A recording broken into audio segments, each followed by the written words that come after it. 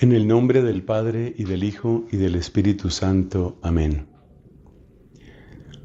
Dios te salve María, llena eres de gracia, el Señor es contigo.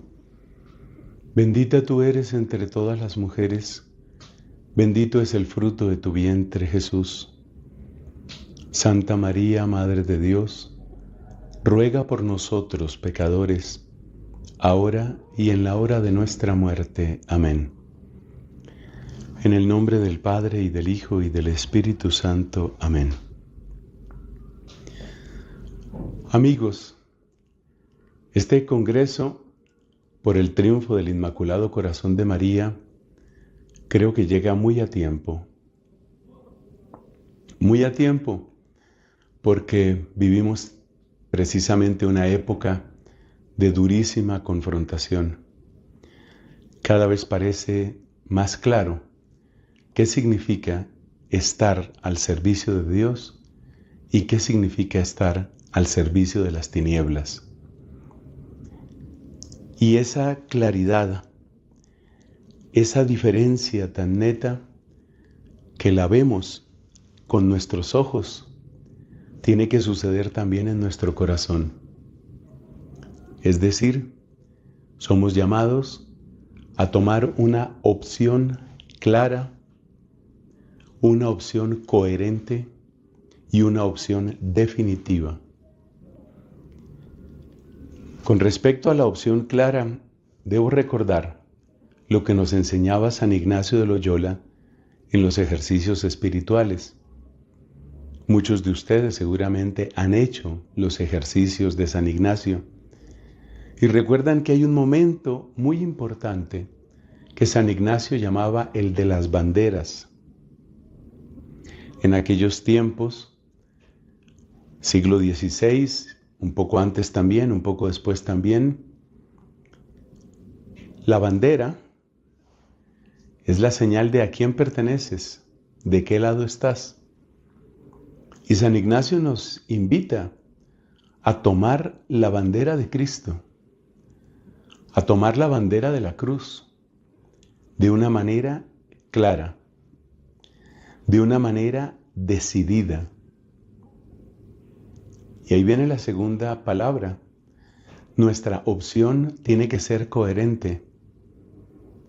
No es solo que mi corazón está de parte de Dios, es que mis palabras, mis acciones, la manera como me comporto, siempre por supuesto, desde la caridad y la mansedumbre, está mostrando de quién soy, a quién pertenezco.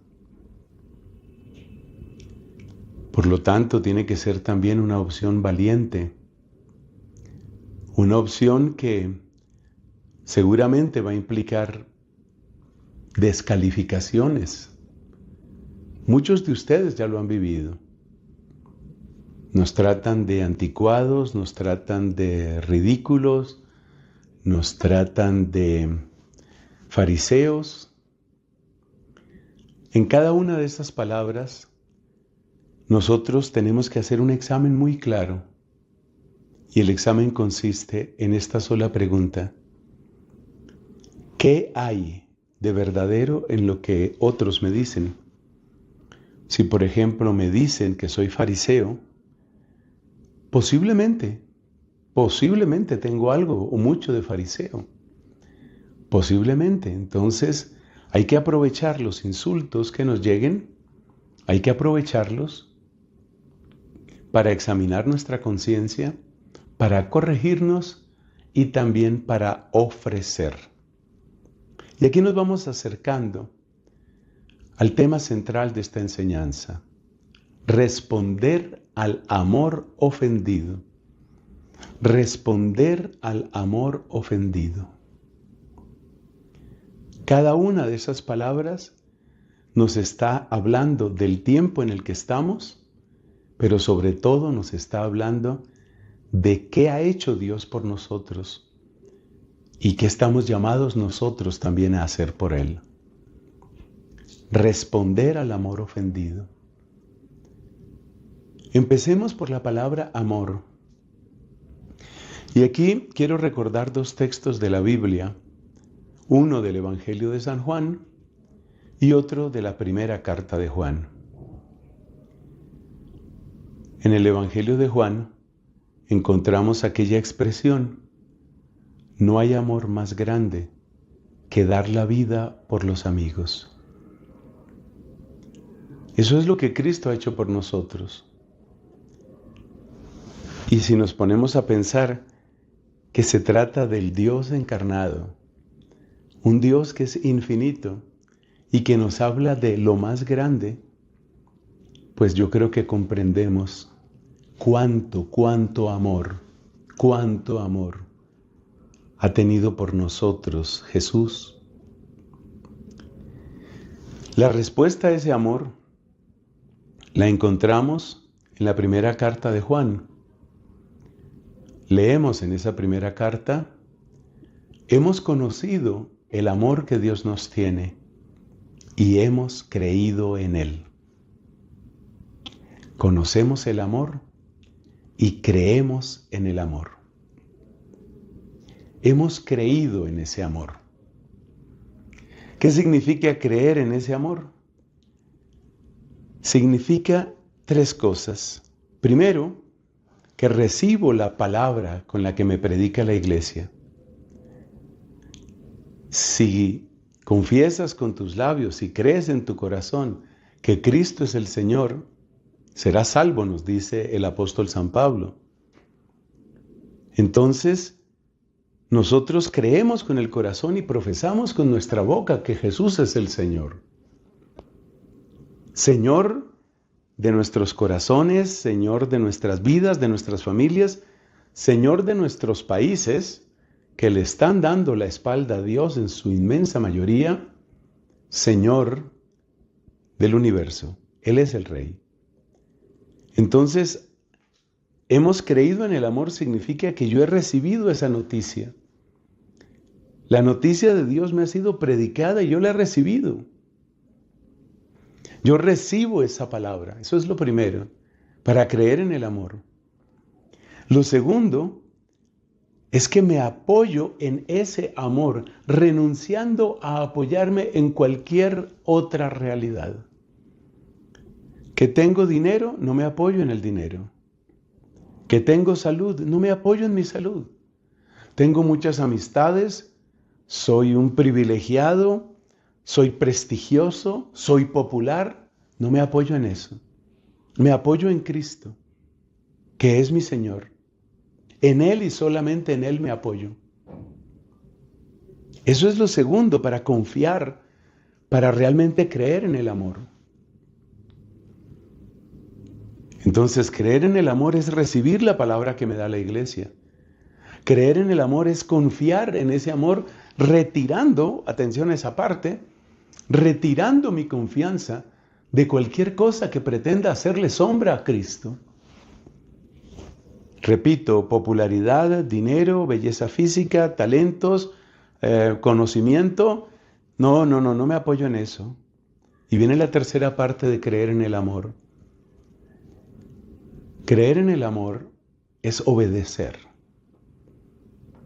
Cristo tiene esta palabra muy fuerte, como tantas de Él. Dice Cristo: ¿por qué me llaman Señor, Señor, y no hacen lo que yo digo? Entonces, creer en el amor no es solamente decir Señor, Señor, hay que hacer. Hay que hacer. Por consiguiente, nos damos cuenta de lo que implica ese creer en el amor. Dios ha manifestado su amor. La carta a los Romanos dice: el amor de Dios ha sido derramado en nuestros corazones con el Espíritu Santo que se nos ha dado. ¿Qué nos corresponde a nosotros? Creer en el amor, como dice la primera carta de Juan. Y eso implica acoger el mensaje de la Sagrada Escritura, de la tradición de la Iglesia, del magisterio de la Iglesia. Acoger. Confiar, que significa yo deposito mi ser en Dios y retiro mi confianza de todo otro apoyo. Y tercero, obedecer. Esa es nuestra primera aproximación al amor. Primera aproximación. El amor que se ha manifestado, el amor en el que hemos creído. Pero ahora estamos hablando de un amor ofendido. Un amor ofendido. Y ahí es donde entra el gran dolor. Para esto debemos comprender muy bien en qué consiste esa ofensa. ¿Cómo es ofendido el amor? Las respuestas que encontramos nos van a doler si amamos a Cristo. Podemos decir que son principalmente 5 las ofensas que recibe el amor de Dios.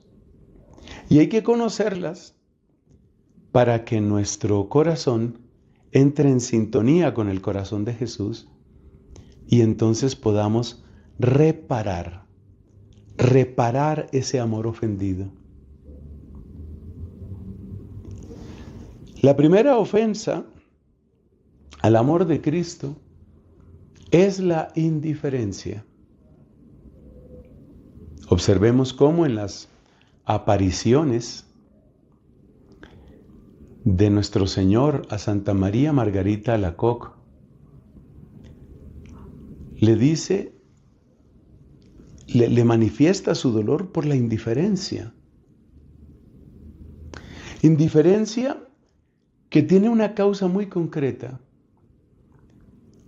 y es que ponemos nuestra fortaleza, ponemos nuestra confianza en otras cosas y ponemos nuestra esperanza en otras cosas.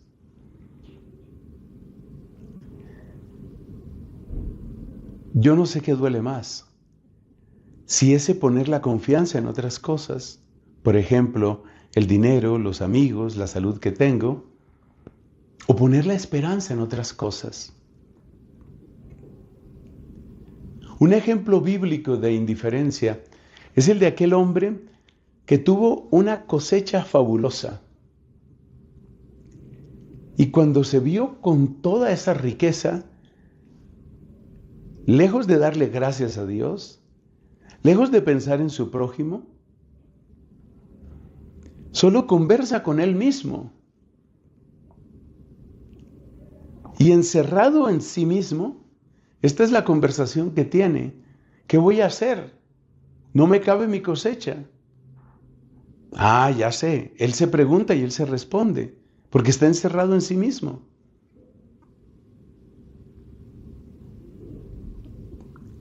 Dice, voy a derribar estos graneros, voy a hacer otros más grandes.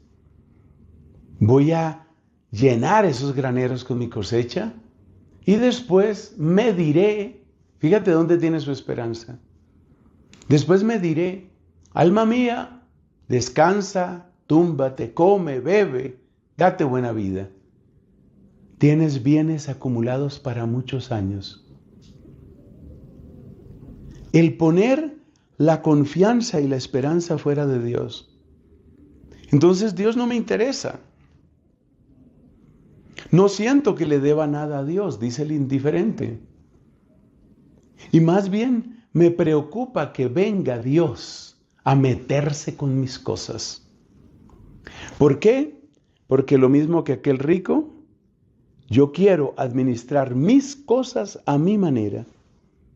O sea que no es solo que no me importe Dios, es que me da desconfianza, es que temo que ese Dios venga a meterse conmigo, venga a decirme que tengo que ser generoso, venga a decirme que tengo que ser honrado, venga a decirme que no puedo comprar amor humano o placer de cuerpo simplemente porque tengo mucho dinero. No quiero a ese Dios. No quiero un Dios que amenace el pequeño imperio en el que yo me he metido y el que yo he construido. Y como no quiero que me perturbe, como no quiero que se meta conmigo, entonces, allá Dios, Dios aparte. Esa es la indiferencia. Ese es el amor ofendido. pero son varias las ofensas. La primera, la más frecuente, yo diría que es esa, la indiferencia. Pero fíjate cómo la indiferencia está unida a otra herida que le causamos al corazón de Cristo. Esa otra herida es la ingratitud. Son dos cosas que van muy ligadas. El que no siente que tiene algo, y de hecho tenemos mucho, tenemos todo por agradecer, porque San Pablo dice, ¿qué tienes que no hayas recibido? El que no siente que tenga algo para agradecer, pues está lleno de indiferencia. ¿Qué quiero decir con esto entonces? Quiero decir que el camino de la ingratitud es ya una especie de ceguera voluntaria. Dios que me ha dado la vida, Dios que me ha dado la fe, Dios que me ha dado la salud, no será perfecta, pero me ha dado salud. Dios que me ha dado vivir en una sociedad donde conozco tantas cosas, aprendo tantas cosas, tengo un idioma, tengo una cultura. Dios que me ha dado la fe, que me ha dado los sacramentos. Dios que se sigue dando continuamente, especialmente en la Eucaristía, ya sea en la celebración del Santo Sacrificio o en la adoración eucarística, ahí está Él dándose. La ingratitud es esta frialdad que se niega a reconocer esos bienes. Ya en el Antiguo Testamento encontramos un clamor de Dios. Pueblo mío, ¿qué te he hecho? ¿En qué te he ofendido? Esas palabras, que con toda razón las toma la Iglesia para el Viernes Santo, describen muy bien la magnitud del dolor que causamos al Señor con nuestra ingratitud. Y es muy hermoso cuando se cantan esos versículos en el Viernes Santo, es muy hermoso cómo se hace memoria de todo lo que Dios ya ha hecho por nosotros.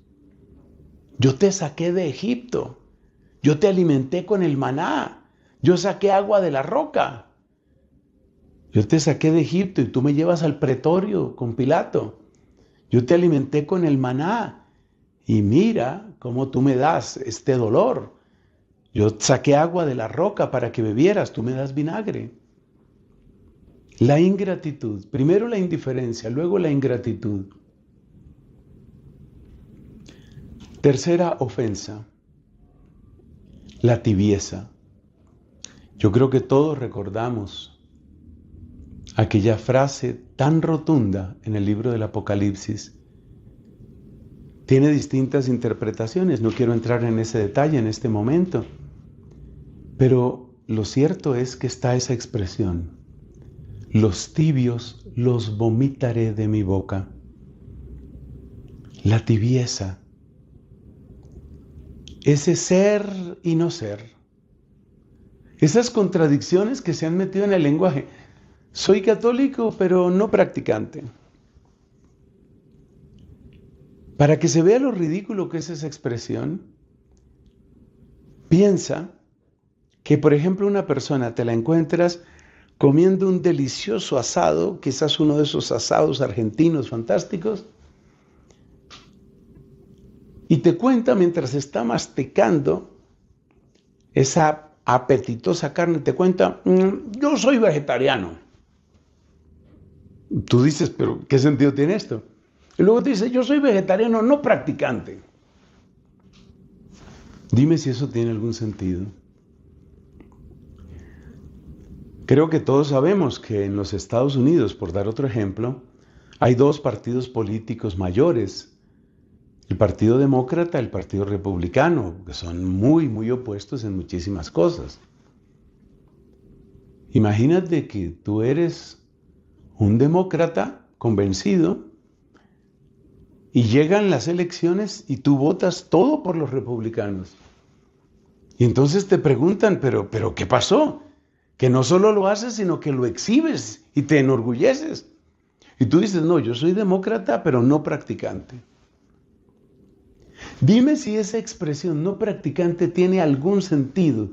Dime si eso puede caber cuando se trata de la fe. Y esa es una de las expresiones más frecuentes de la tibieza. La tibieza se refleja también en cómo nosotros muchas veces nos olvidamos de la oración o no le damos el lugar que le corresponde. La oración, entre otras cosas, es una expresión de amor y es una conexión de amor. Es un contacto con el amor. Pero olvidamos la oración. Y ese olvido y ese descuido y esa frialdad en la oración que nos lleva efectivamente a ser católicos tibios y mediocres, pues es también una ofensa. Porque la falta de oración nos hace espantosamente vulnerables. La falta de oración hace que nosotros nos quedemos sin los recursos que necesitamos para defender la vida de la gracia en nuestros corazones y para defender la gloria de Dios allí donde nos encontremos. Imagínate que eres parte de un ejército. La situación es tensa, hay conflicto armado, que se necesita entrenamiento, pero tú no quieres entrenar. Tú quieres dormir hasta que te venga en gana. Tú quieres comer lo que a ti te apetezca, que muchas veces no es lo más saludable. Esto de estar haciendo ejercicios, eso de trotar, eso de campamentos, eso de... no me interesa. ¿Qué crees que va a suceder con un soldado así? ¿Y qué crees que le va a suceder a ese batallón cuando no es uno ni dos, sino muchísimos los que están sin entrenamiento? Imagínate qué va a suceder en el campo de batalla. Eso es lo que está pasando en la iglesia. El que se queda sin oración, pero añádele otras cosas, el que se queda sin formación, el que se queda sin servicio, sin esa capacidad y ese gusto de prestar un servicio real dentro de la iglesia, ¿qué crees tú que le va a pasar? ¿Qué crees tú que va a suceder? Pues va a suceder lo que vemos que está sucediendo.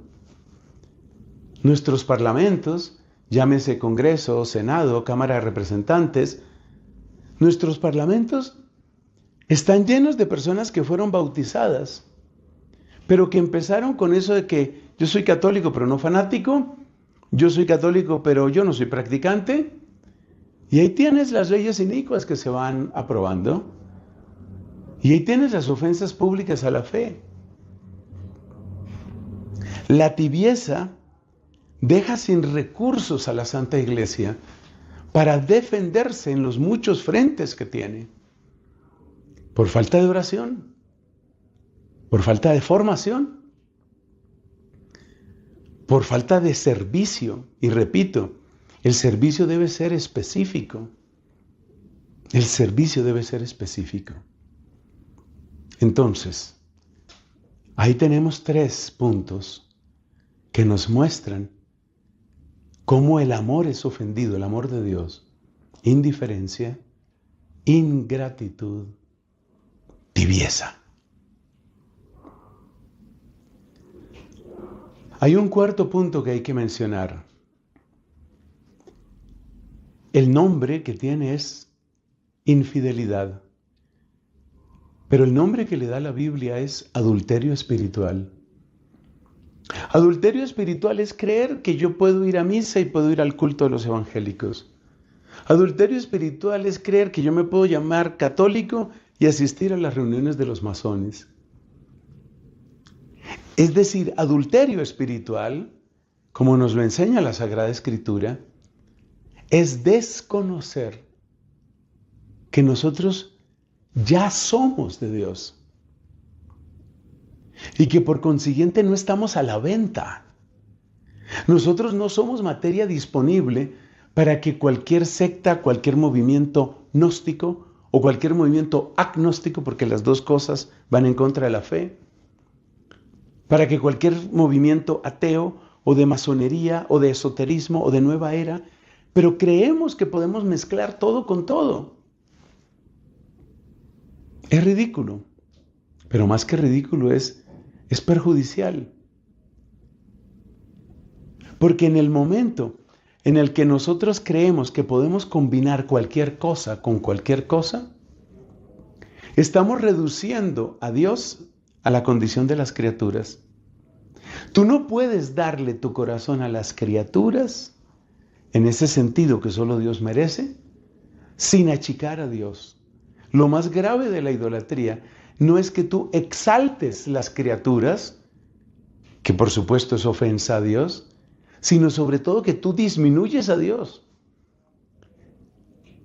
Pensemos, por ejemplo, en este desastre que sucede en varias culturas, donde hay figuras que no tienen nada que ver con la fe y que reciben honores y reciben oración y reciben culto. Estoy pensando, por ejemplo, en lo que es la Santa Muerte en México. Estoy pensando en lo que es el Gauchito Gil en partes del norte de Argentina. Estoy pensando en lo que es la versión espiritista, no el verdadero hombre, la versión espiritista de José Gregorio Hernández, que se supone que hace operaciones, entre comillas, a la gente. Estoy pensando en las confusiones que hay en una parte del Caribe con invocaciones de demonios que se utilizan con mucha naturalidad. No voy a decir ninguno aquí, pero ustedes saben de qué estoy hablando. Entonces, la gente va combinando y cree que no pasa nada. Una vela a Dios y otra al demonio. San Pablo nos advierte, ¿qué tiene que ver Cristo con Belial? ¿Qué tiene que ver Cristo con Belial? Esa es una ofensa. Si una mujer casada está buscando otro amor distinto de su esposo, lo que le está diciendo al esposo es, no eres suficiente para mí. Así de sencillo, así de claro. No eres suficiente para mí. Ya está.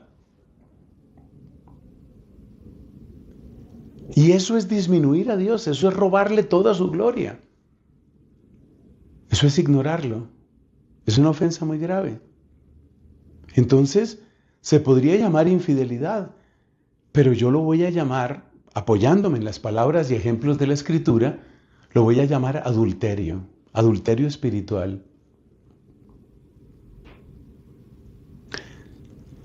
Todo ese desprecio contra Dios y contra la gloria de Dios tiene su expresión más asquerosa y por supuesto más dolorosa cuando directamente se le da culto al mal.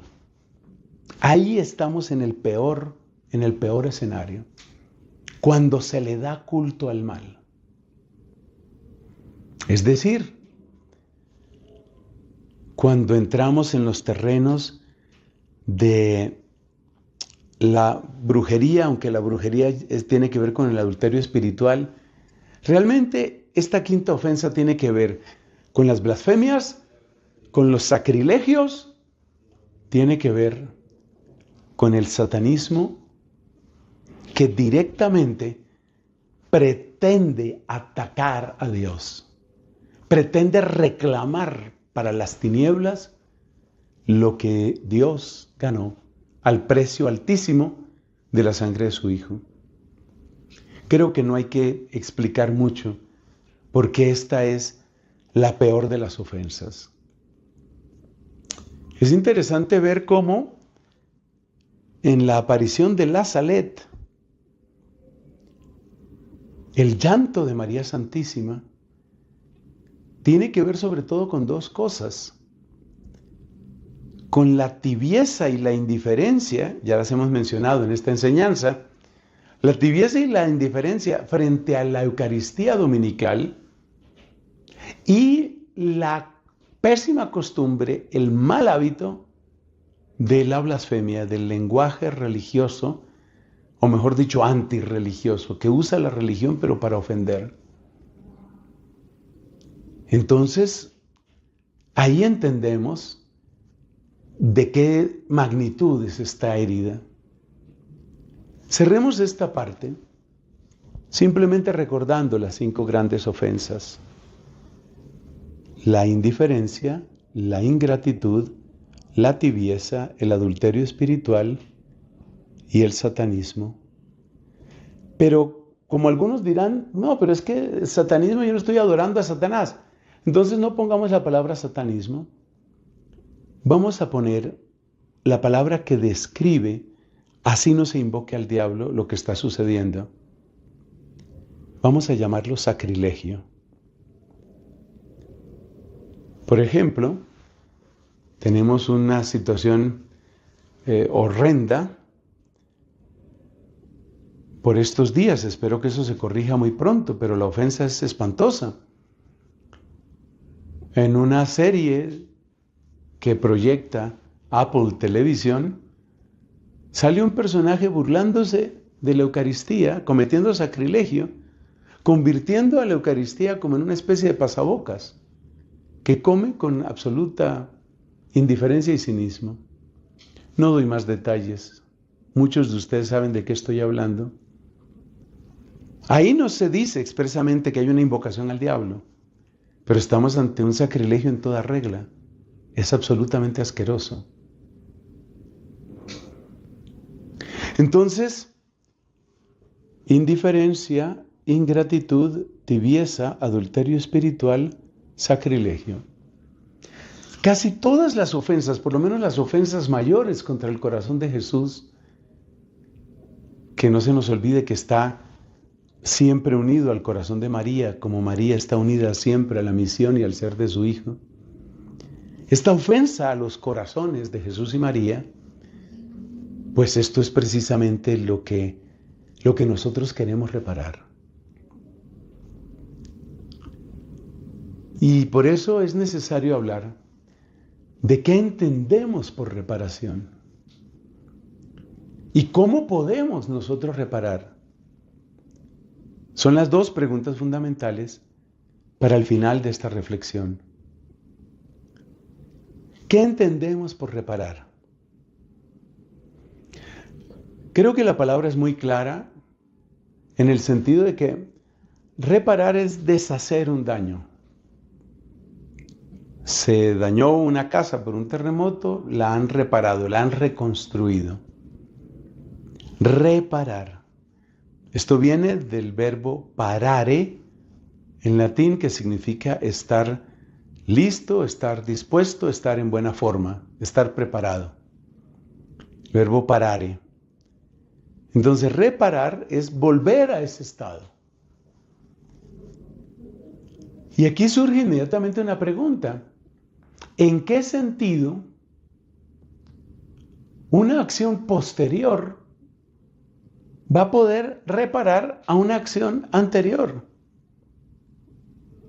Por ejemplo, si alguien cometió un sacrilegio, ¿en qué sentido una acción posterior va a eliminar ese sacrilegio? Para comprender exactamente la reparación, hay que responder a esa pregunta. Y por eso hay que entender que la reparación no consiste en deshacer exactamente, aunque en la primera definición que di hablabas de deshacer el daño, pero no es exactamente eso, porque el daño queda ahí. El daño está ahí.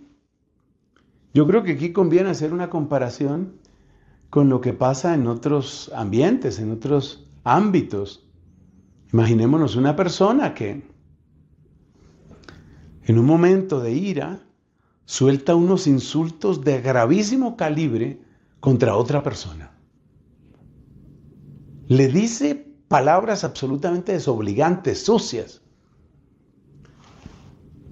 Una semana después, va donde el ofendido y en una actitud muy humilde le dice: estoy avergonzado, estoy dolido, vengo solamente para pedirte que me perdones, yo nunca he debido hablar como hablé. Y por eso estoy aquí.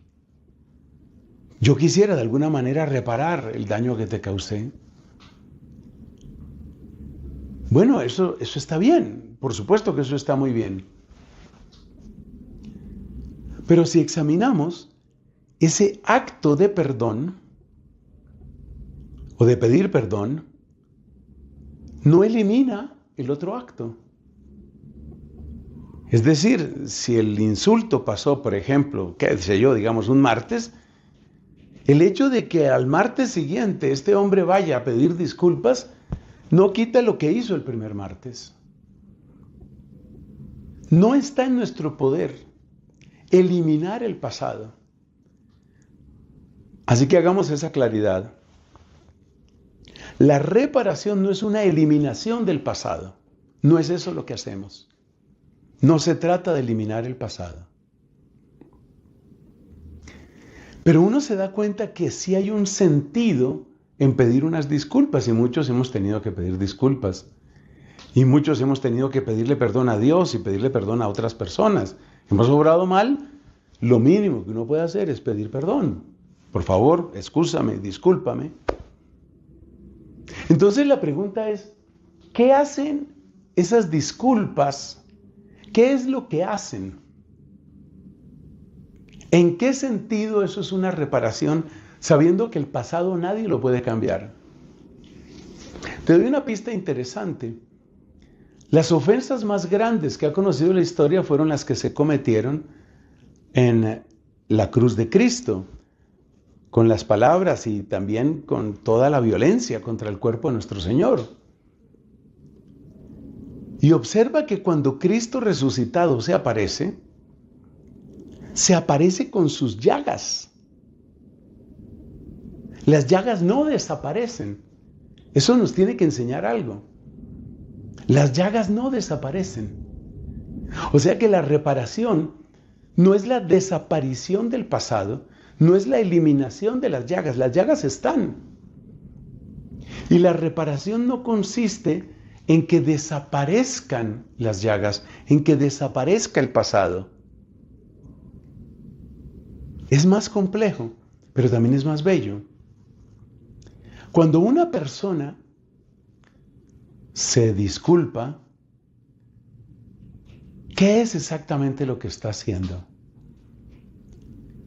Si nos damos cuenta, en primer lugar, le está dando un tributo a la verdad. Un tributo a la verdad. Yo te dije que eras un incompetente y que eras torpe, inútil, bueno, las palabras que dijo, y eso no es cierto. Eso no es cierto. Observemos que se miente no solo con las palabras. Si, por ejemplo, como en esa película de Apple, si, por ejemplo, una persona está tratando la Eucaristía como si fuera un pasabocas y como burlándose cínicamente de eso, esa persona, aunque no diga, esta Eucaristía no tiene ningún valor ni es cuerpo de Cristo, su acción lo está diciendo. Entonces, la reparación, lo primero que hace es un homenaje a la verdad. Un homenaje a la verdad. Observemos el Salmo 51. En la sentencia tendrás razón, en el juicio brillará tu rectitud. Esas palabras con las que el salmista se atribuye al rey David, esas palabras con las que el salmista reconoce su responsabilidad y su culpa, son un homenaje a la verdad. En la sentencia tendrás razón, el equivocado soy yo. Entonces hay un homenaje a la verdad, primer punto, en lo que es la reparación. En segundo lugar, hay un reconocimiento de la dignidad. La dignidad es una palabra muy querida dentro de la filosofía católica, porque la dignidad nos está indicando el modo de trato de acuerdo con el ser. Y nos damos cuenta que hay una escalera, hay una jerarquía en los seres. No es igual el valor de una piedra al valor de un árbol. No es lo mismo que yo tome una piedra y la parta por la mitad a que yo tale un árbol y arruine años de crecimiento. No es lo mismo el valor de una planta y el valor de un animal. Nos damos cuenta que en el animal hay unas capacidades, hay unas, podríamos decir, hay unas destrezas que nos están hablando de un ser que es superior que la planta. Y por eso, que yo sepa, nadie se ha quejado de que las vacas coman hierba, aunque vivimos en un mundo tan loco que yo no sé si ahora saldrá gente diciendo hay que acabar con las vacas porque se comen a la pobre hierba. El hecho de que nosotros miremos de un modo tan natural que la vaca come hierba y que eso no es una tragedia para nosotros, pues indica que estamos admitiendo que hay una dignidad ontológica, se llama, una dignidad ontológica en el animal por encima de la planta. Y hay una dignidad superior en el ser humano. Una dignidad superior.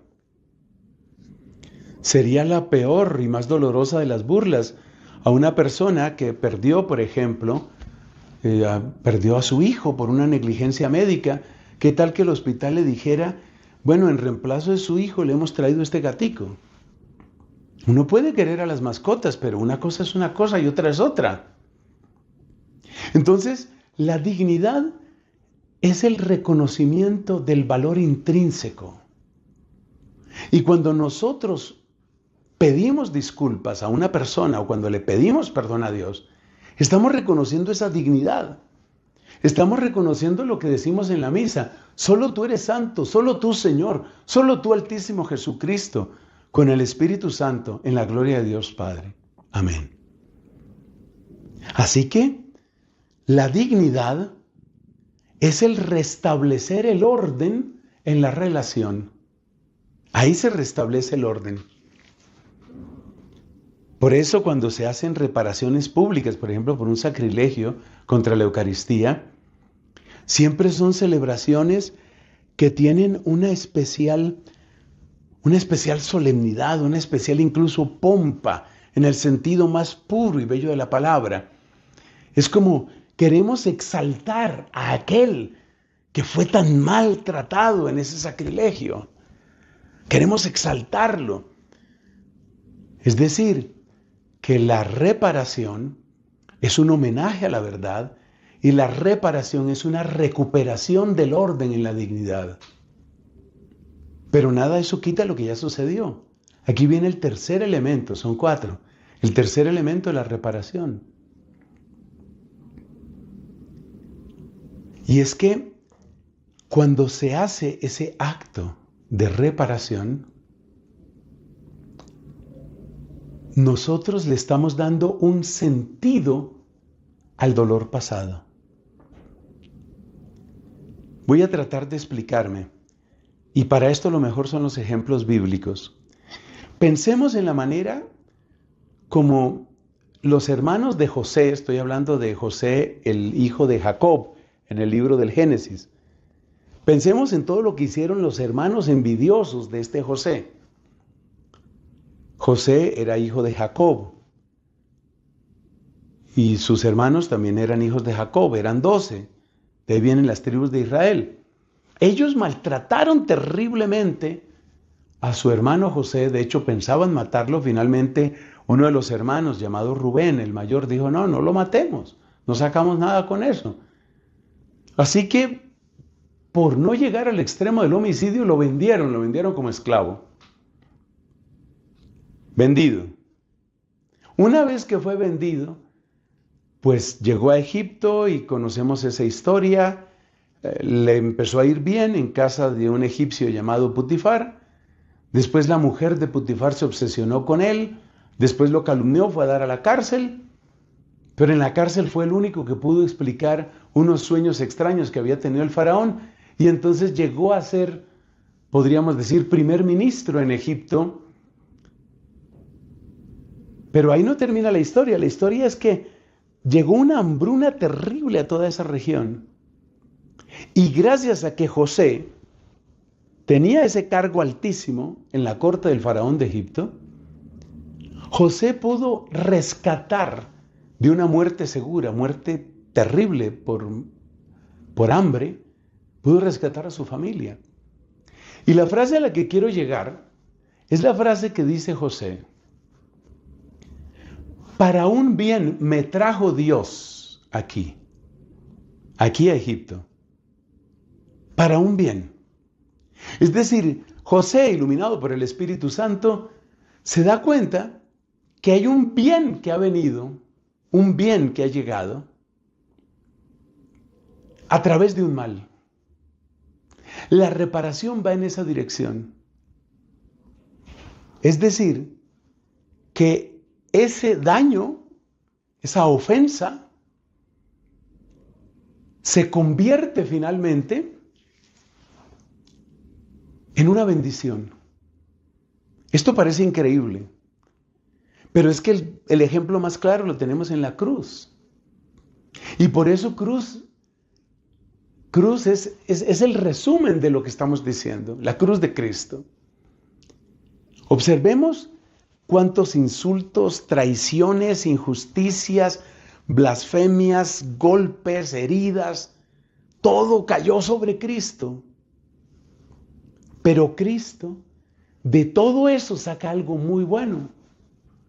Y como nos lo recordaba en su primer saludo el Papa León, pues Cristo, saluda diciendo: la paz con ustedes. Y no es simplemente un saludo, es que Cristo es nuestra paz, como lo enseña San Pablo. Entonces la reparación quiere en el fondo transformar en un bien el mal que cometimos. Yo me acuerdo de una ofensa contra la Eucaristía que sucedió en España. El obispo del lugar hizo una gran celebración de reparación. Y la verdad es que se congregó una multitud inmensa, hermosa. Eso no elimina el sacrilegio, pero fueron tantos los que crecieron en su amor a la Eucaristía, que al final parece que Dios, como en el caso de la cruz del Señor, sacó un bien del mal. La reparación no es una cosa triste o amargada. El centro de la reparación, el protagonista de la reparación no es el pecado. El protagonista de la reparación es el amor que vence al pecado. El protagonista de la reparación es el amor que crece, el amor que se levanta, el amor que triunfa. Esa es la gran victoria. Y eso es lo que se busca en la reparación.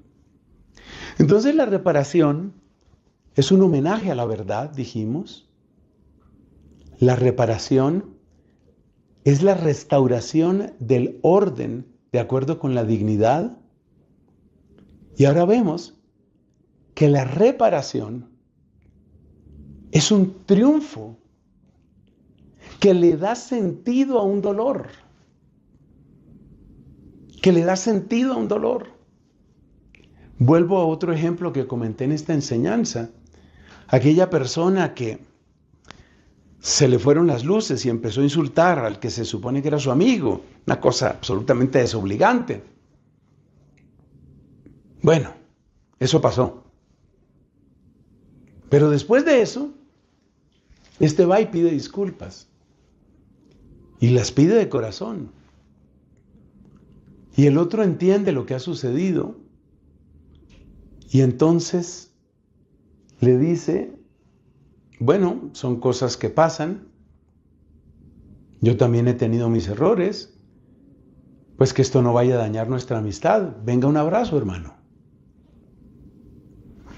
Y a partir de aquel momento, ya no son simplemente amigos, son mucho más amigos. O piensa en el caso de las parejas. Muchas veces sucede, yo lo he conocido, que en una pareja se dan desavenencias, se dan problemas, tensiones. Pero cuando llega esa reconciliación, cuando llega esa restauración, cuando se repara esa situación, ahora se aman más. Esa es la meta de la reparación. No es una cosa triste y amargada, no. Es algo bello. Es algo bello. Y aquí llegamos al cuarto punto de la reparación. Es una obra del amor. Es un triunfo del amor. Si el cuarto punto era un triunfo del bien, por un nuevo sentido que se le da a la ofensa, ahora hay que hablar de un triunfo del amor. Hay una palabra que yo creo que sirve para describir el tercer punto sobre lo que es la reparación, lo que antes hemos llamado el triunfo del bien. Lo podemos llamar resignificación. Es una resignificación. ¿Qué queremos decir con esa palabra?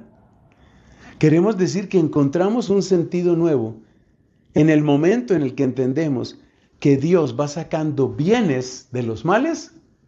Ahí llegamos a un sentido nuevo de las cosas.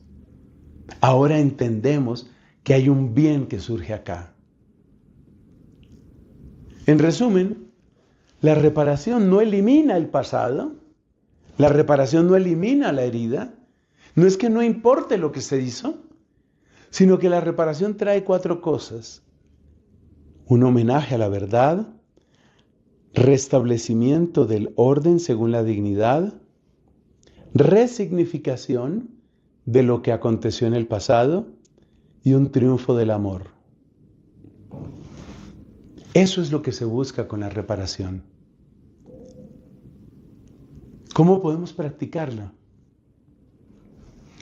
Aquí tenemos que apoyarnos en el capítulo 1 de la carta de San Pablo a los Colosenses. Pablo dice estas palabras: completo en mi carne lo que falta a la pasión de Cristo. ¿Cómo es eso de que algo le falta a la pasión de Cristo? Uno puede preguntar. La pasión de Cristo es perfecta. Es que ahí estuvo el amor más grande, precisamente, del que hemos hablado. ¿Cómo puede ser eso de que le falta algo a la pasión de Cristo? En sí mismo, ni a Cristo ni a su sacrificio le falta nada. Pero para que ese sacrificio dé su plenitud, para que ese sacrificio dé su fruto, es necesario que el misterio de la cruz se prolongue. Y esa prolongación del misterio de la cruz no es otra cosa sino la expresión de la unión que el cristiano tiene con Cristo. Hay varias frases de los evangelios que nos ayudan en esto. Por ejemplo, Cristo dice: el discípulo no es más que su maestro. Si me rechazaron a mí, los van a rechazar a ustedes. Donde se ve que la unión con Cristo significa una participación en el camino y en el destino de Cristo. Así de sencillo. Una participación en el camino de Cristo. Una participación en el destino de Cristo. Destino en el sentido de desenlace de su vida. Entonces, lo que falta a la cruz de Cristo no le falta a Él como tal, sino le falta a aquellos que estamos unidos a Él y que estamos llamados a seguir sus huellas.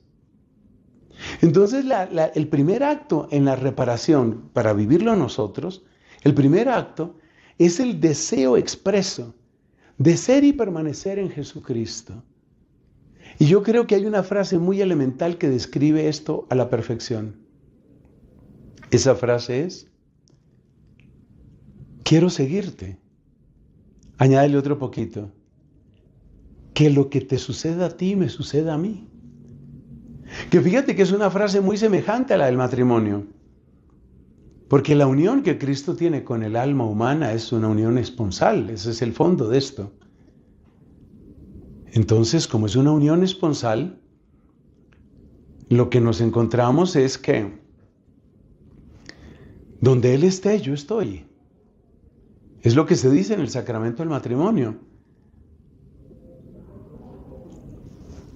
Fulanito, aceptas a sutanita como tu esposa para amarla y respetarla en la salud y en la enfermedad, en la pobreza y en la riqueza, todos los días de tu vida. Cuando haya salud, que estén juntos. Cuando haya enfermedad, que estén juntos. Que ella pueda contar contigo en todo momento. Cuando hay prosperidad y cuando hay pobreza. Lo mismo se le dice también a la mujer, por supuesto. Entonces, ¿qué es lo que aprendemos de aquí? Que el primer acto de reparación es el deseo de estar con Cristo. Que nada te afecte a ti que no me afecte a mí. Yo quiero caminar contigo, yo quiero seguirte. Como le dijo a alguno muy entusiasmado, le dijo a Cristo, te seguiré donde quiera que vayas. Y el libro del Apocalipsis nos habla de una multitud que acompaña al Cordero por todas partes. Eso es reparación. Por ahí empieza pues la reparación. Con la viva unión con Cristo, que significa, por supuesto, permanecer en gracia, permanecer en la oración, permanecer en la palabra, permanecer en la obediencia, permanecer en los sacramentos, permanecer en la iglesia, permanecer en el amor, en la misión, en el servicio. Permanezcan en mí como yo permanezco en ustedes, nos dice Jesús en el Evangelio de Juan. Entonces, lo primero para vivir una espiritualidad de la reparación es la espiritualidad de permanecer. Yo estoy con Él, yo me quedo con Él, yo vivo con Él, yo sufro lo que Él sufre, yo estoy a su lado. Muy bien. Segundo punto. Para vivir espiritualidad de la reparación, necesitamos profundizar el misterio de la cruz. El misterio del amor y de la salvación que está en la cruz de Cristo. Necesitamos eso. Necesitamos ese amor. Y por eso, los ejercicios que nos acercan a la cruz de Cristo son todos ejercicios preparatorios para la espiritualidad de la reparación. Leer la pasión de nuestro Señor y meditarla. Hacer el Santo Vía Crucis. Rezar devotamente los misterios dolorosos del Santo Rosario. Contemplar, simplemente contemplar a Cristo crucificado en una imagen que nos inspire, que nos ayude. Descubrir el dolor de Cristo en los pobres, en los pequeños, en los excluidos, en los que sufren. Todo lo que te acerque a la cruz de Cristo y al misterio de cómo ese dolor se reviste de amor y ese amor se llena de victoria, todo eso te encamina hacia la espiritualidad de la reparación. Entonces, para ser reparadores, necesitamos, es indispensable, necesitamos, primero, una vida de unión con Cristo. Segundo, una mirada atenta, podríamos decir concentrada, enfocada en la cruz de Cristo. Tercer consejo. La vida está llena de oportunidades para abrazar el misterio de la cruz, especialmente las contradicciones, las decepciones, las frustraciones, los dolores, las calumnias, las persecuciones, todo aquello que uno padece injustamente, todo eso es oportunidad, oportunidad para unirse eficazmente a la cruz de Cristo y por lo tanto para ofrecerlo. Pero aquí tenemos que aplicar algo que San Pablo dice en la segunda carta a los Corintios: Dios ama al que da con alegría. Entonces, por eso esto lleva un orden. Primero, una vida de unión con Jesucristo, sacramentos, oración, estar en gracia, formarnos, familiarizarnos con la palabra. Segundo, mirada enfocada en la cruz del Señor, amarla cada vez más, admirarla cada vez más. Hay que dar esos pasos. Solo si se han dado esos pasos se puede dar el tercero. Entonces, cuando me llega un momento de contradicción, tengo una contrariedad con esto, no entiendo por qué me pasa esto, mi salud no responde como yo quisiera, un amigo, una amiga, yo no me lo esperaba, pero mira con lo que me ha salido. Todo ese tipo de cosas son en realidad oportunidades para fusionarnos con la cruz del Señor. Eso de que yo vivo una espiritualidad de la reparación, pero tengo un genio que no se lo aguanta nadie, así no es. Así no es. Así no es. Yo vivo la espiritualidad de la reparación, en primer lugar, en mi propia carne.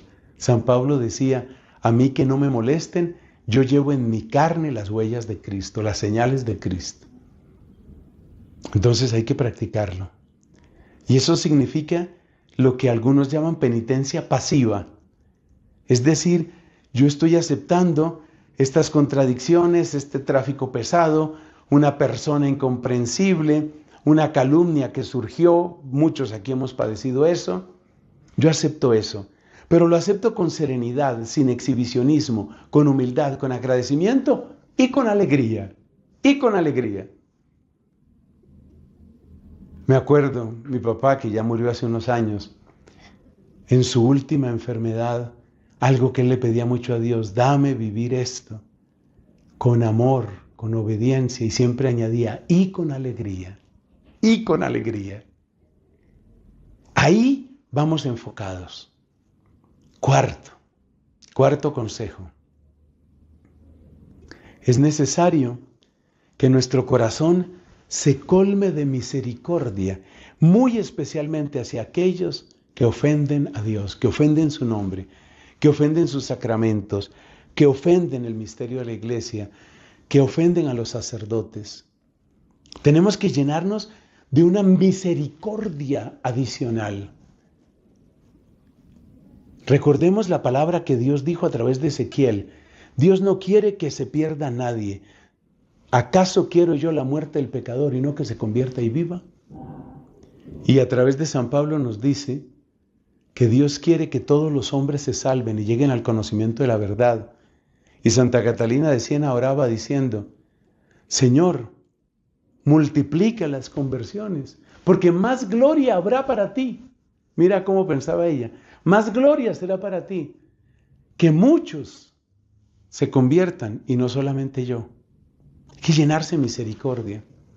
Cuando sepamos de una ofensa por una película, por un sacrilegio, por unas palabras destempladas de algún político, por un libro que sacó un filósofo ateo burlándose de Dios, que no nos gane la indignación. Hay que indignarse, porque Dios ha sido ofendido, pero que no nos gane la indignación.